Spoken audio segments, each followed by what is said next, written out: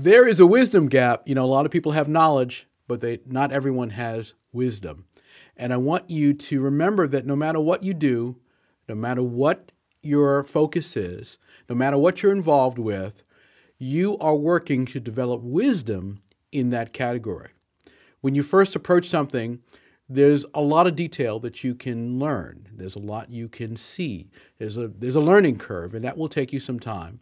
But when you really start to develop in that capability and develop in that activity, what you'll find is you're doing so because you have developed wisdom.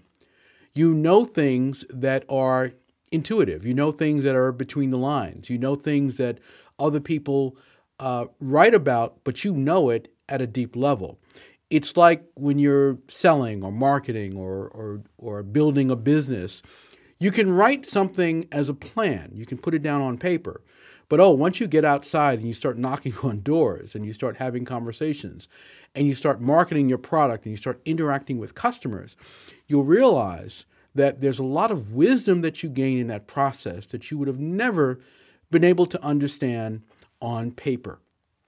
This is why I think it's so important for businesses of all kinds, whether they're entrepreneurial, whether they're large companies, is to immediately go to market, to figure out how customers are responding, because you can't figure that out from paper. You're just dealing there with knowledge.